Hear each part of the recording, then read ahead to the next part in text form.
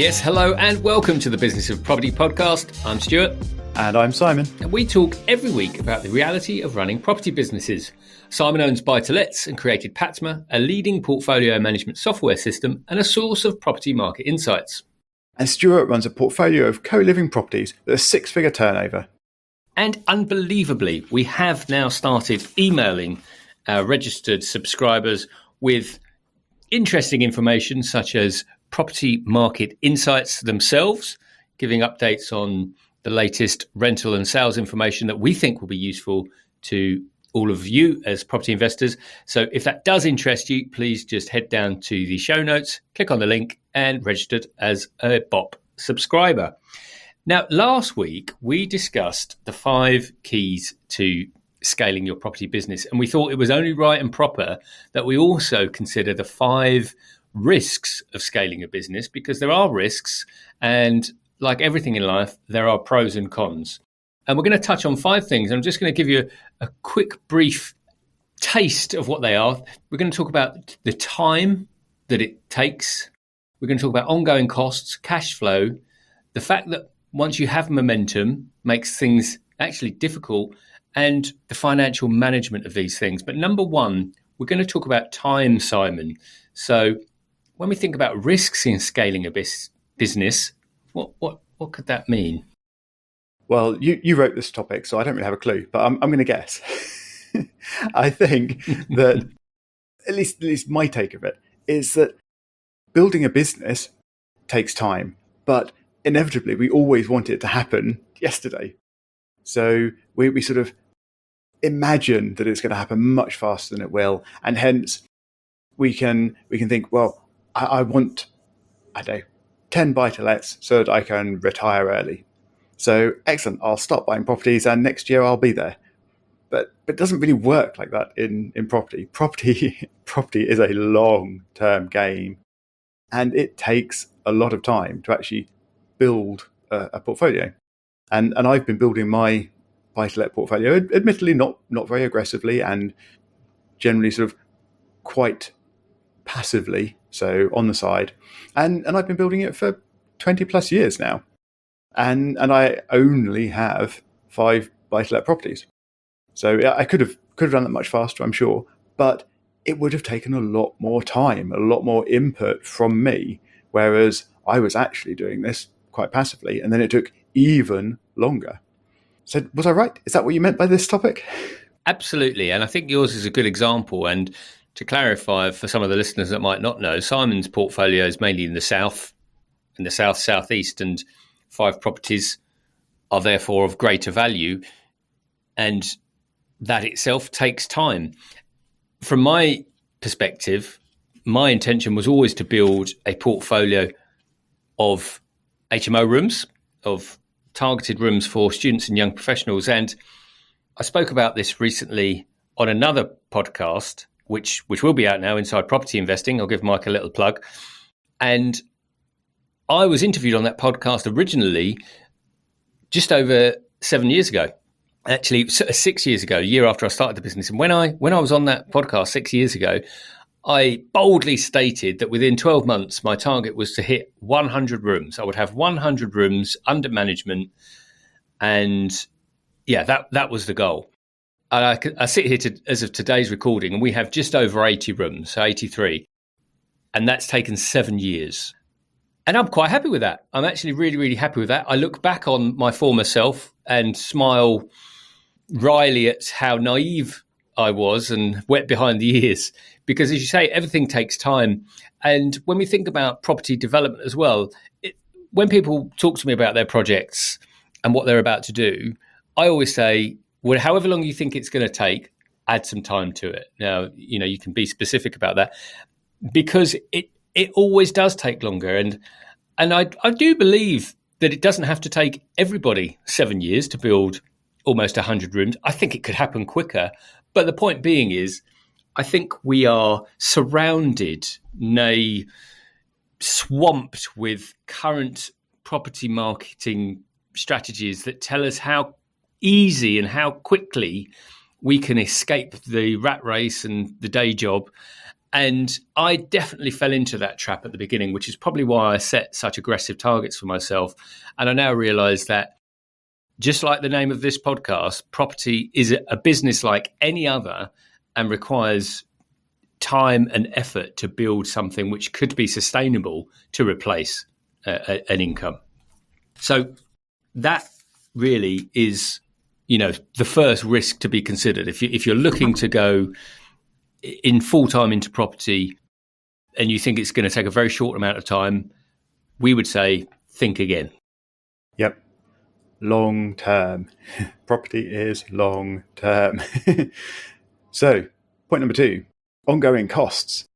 I think it's your turn to kick us off, Stuart. What do you mean by this one? Quite simply, if you're going to build a business, there is going to be a lot of cost attached to it. And I'll be a lot more succinct on this particular topic.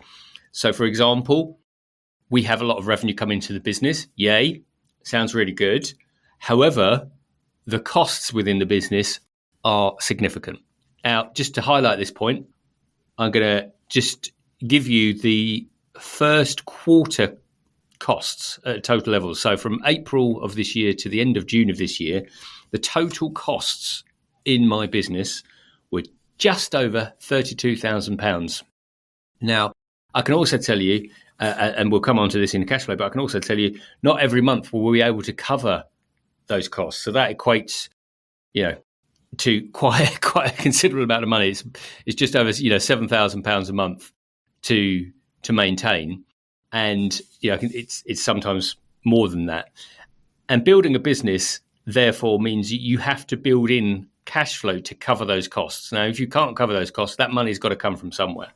And just as an overview, 42% of those costs are from utilities now.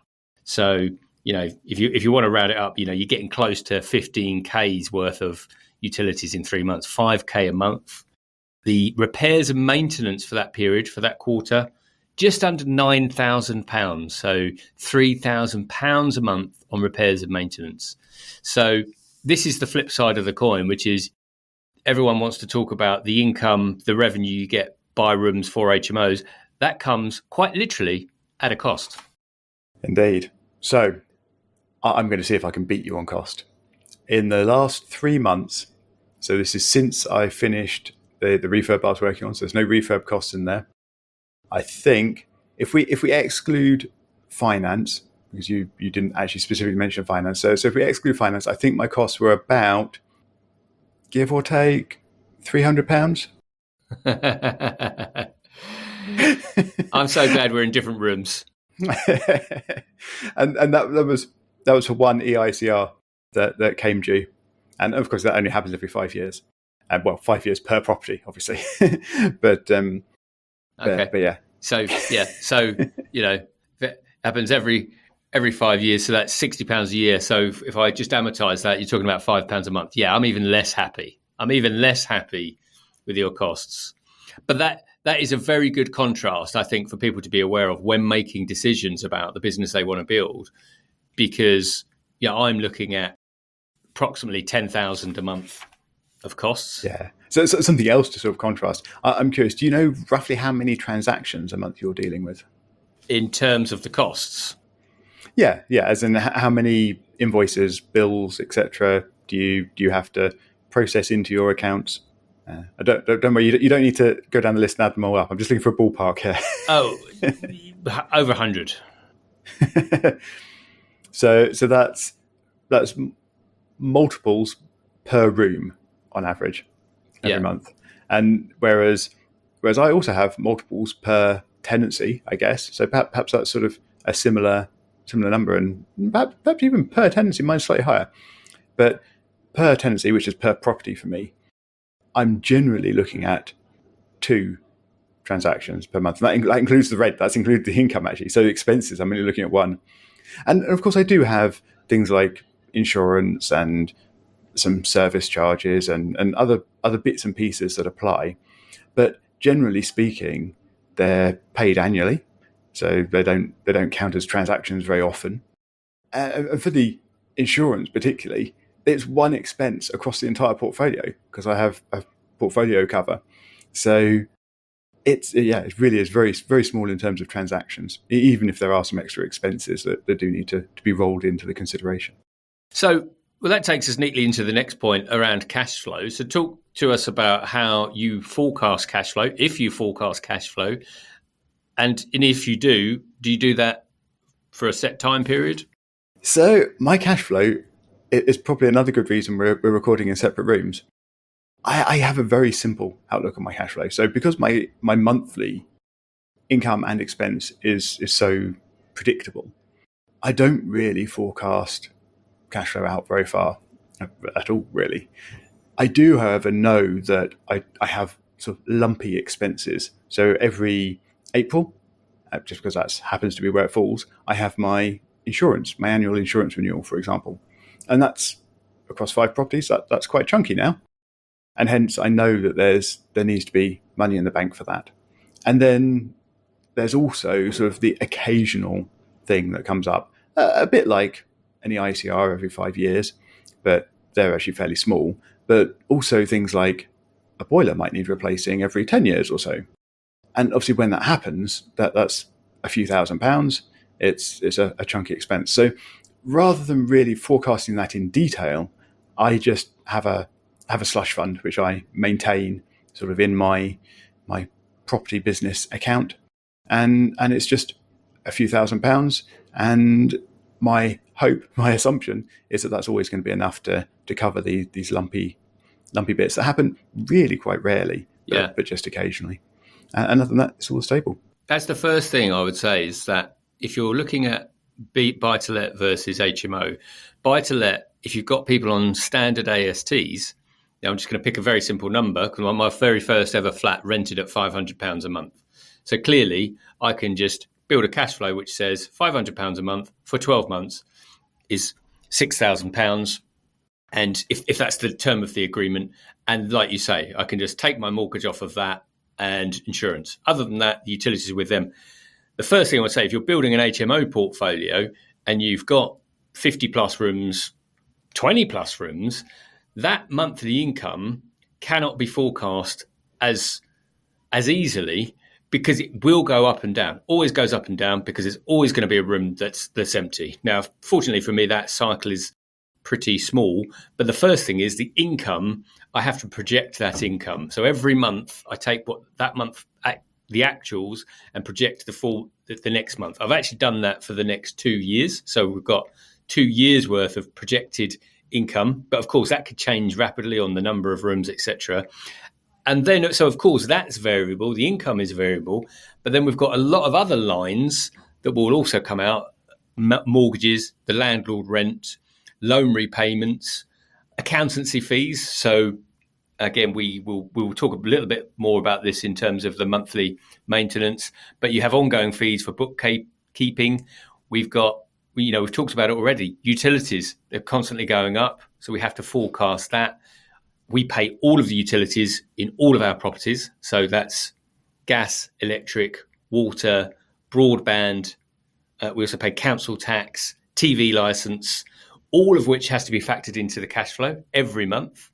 And then, of course, we pay for software that we use. So we are now operating as a business. We're paying for Xero, we're paying for Microsoft, we might pay for office space, that kind of thing. And that, I think, is, when thinking about cash flow, one of the big risks that I think people need to consider, because it's very different to say I'm going to have a buy-to-let portfolio business versus building a business. And I would imagine that's very much the same, if not more so, because we do have one serviced accommodation, where you then actually have to start automating the business. And that's something we haven't really touched on, is the systematization, if that's a word, systemizing the business, in terms of elements that you'd need for SA, in terms of replacement of cleaning and bedding and all of that kind of stuff. So cash flow, very, very important for our business. I wouldn't be able to survive or sleep if I didn't do a cash flow forecast for the business.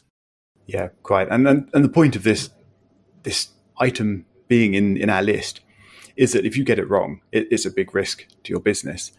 But I think actually a good thing about, once you've scaled a business up more, and particularly when you're dealing with HMO rooms, so the individual tenancy, each one is worth less. You say that you have more churn, which is inevitable because you've got more tenancies you're dealing with, but at least each one is smaller. And not just smaller because it's an HMO room, but smaller as a percentage of your income. So if you have a couple of rooms empty, it's a relatively small amount of your rent roll every month that you're missing out on. Whereas with a buy-to-let portfolio of 5 properties, if one tenant gives notice and I'm missing 20% suddenly of my rental income, and that's a huge chunk, and that is definitely a concern and a risk when that does happen. And that's why it is so important to act quickly and start looking for new tenants to try and keep void periods really, really short in a smaller, sort of simpler buy-to-let portfolio. So our next item is all about momentum. Now, surely having momentum in a business is good, because once you get going, you're going. So why is this on our list of risks? Well, like everything else, it's good until you want to stop. So, you know, as my son says on certain rides we went on the big wheel not so long ago, and when we got to the top, my 6-year-old son said, "Dad, I want to get off." And I said, "Well, you know, this is the best analogy I can think of."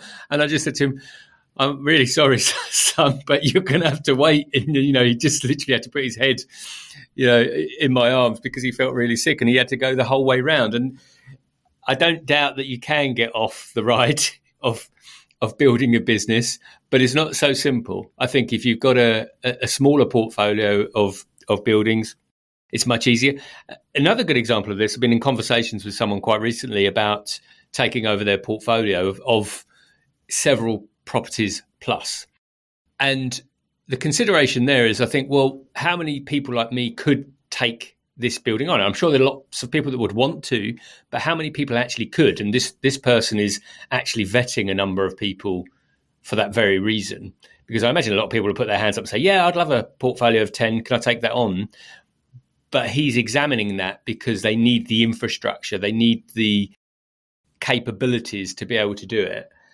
And therefore, the pool of people that he can look at is much smaller.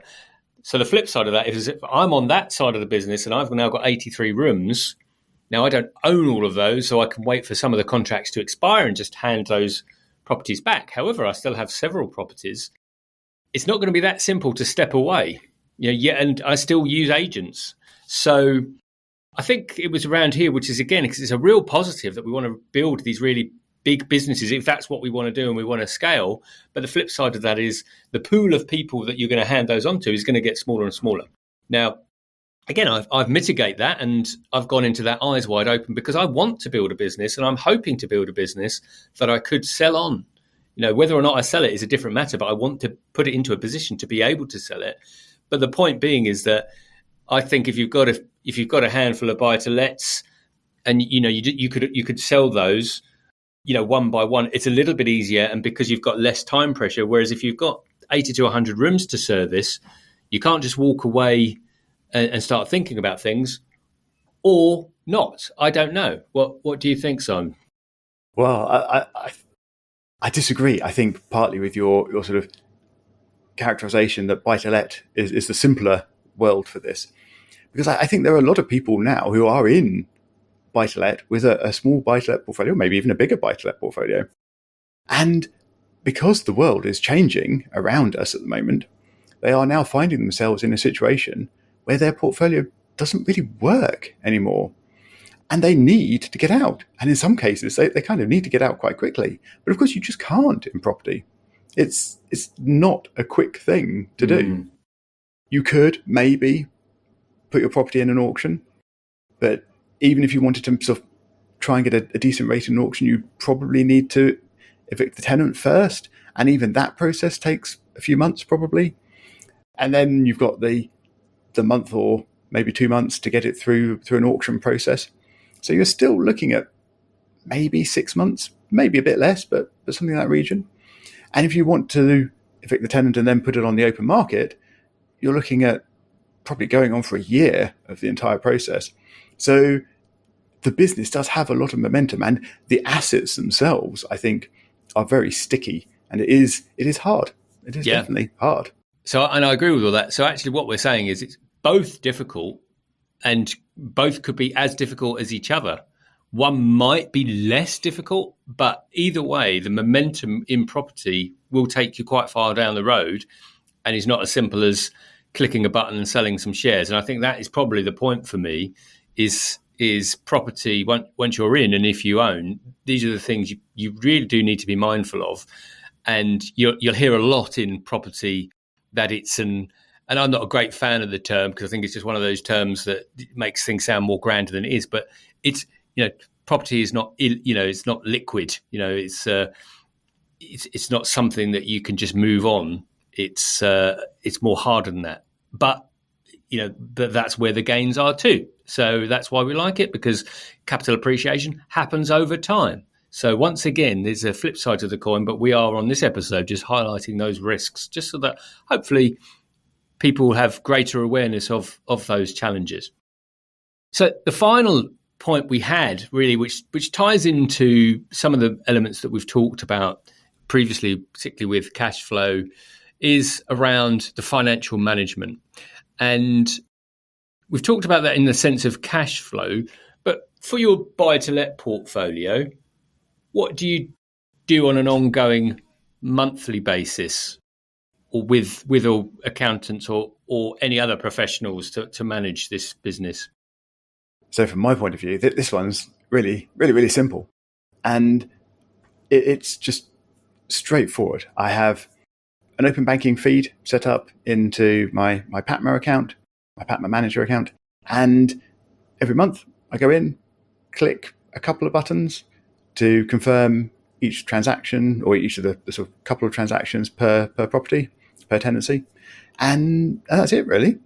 My financial management is really very, very smooth, very straightforward for a very simple buy-to-let portfolio. And we've sort of touched on some of the other elements of it in terms of the cash flow, in terms of having a little buffer in the account, so I don't need to plan that out in too much detail.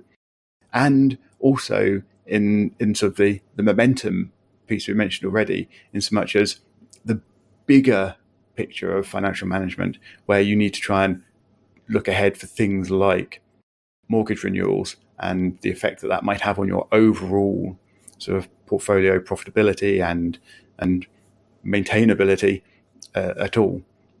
But yeah, my general financial management is I think on a portfolio of simple buy-to-lets that's relatively small, really quite easy.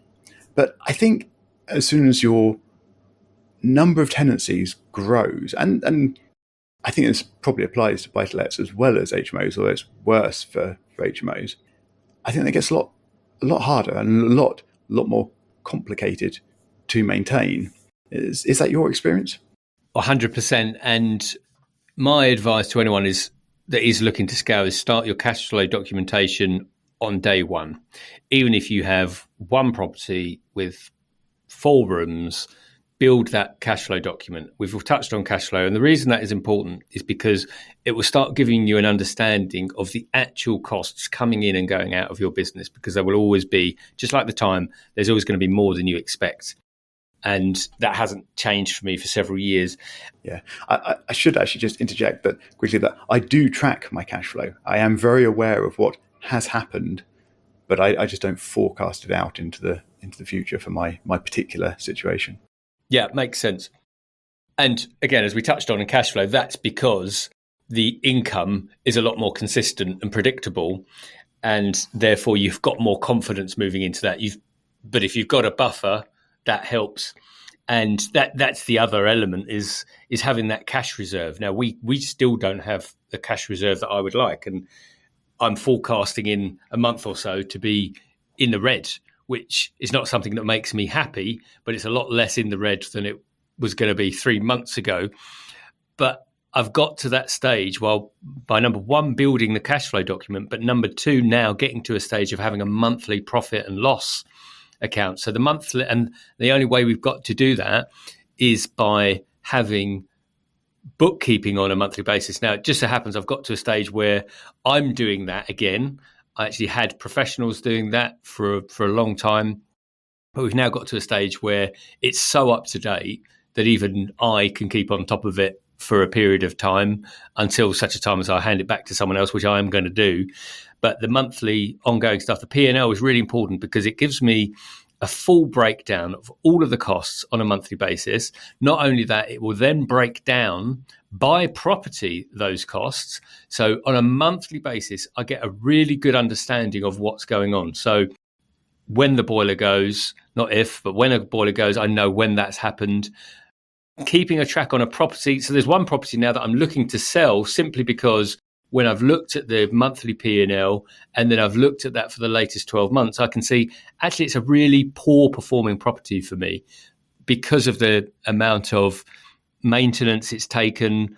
And it's just that sort of property that, there might be a service charge attached to it that's just reducing the profitability further, where I just go, actually, this one's dragging my portfolio down, even though from a egotistical sense, it's really nice to have a property in my portfolio. If it doesn't make sense from a business perspective, why would I do it? And that's the question, because having this monthly view and basically a very up-to-date view means that I can actually start looking at this more and more as a business rather than, a vain approach of just having a good portfolio. It just means if I'm growing a property business and it has to be profitable, why would I keep things in it that aren't doing that? So all of those things have really helped turn this into more of a business. And of course, the income itself will grow as a result of taking things out that are less profitable for whatever reason. So hopefully we've gone through that in a realistic and not overly pessimistic way. And hopefully that's been of use to some of you, at least, when thinking about scaling your property businesses. If you've gotten any value out of this podcast at all, which we'd hope you have, given that you're still listening at this late stage of the podcast. And if you have, please do leave us at least a rating, preferably a review as well. That would be great. And please reach out to us at Biz of Property on Twitter, BIZ of Property. Other than that, we'll see you on the next episode.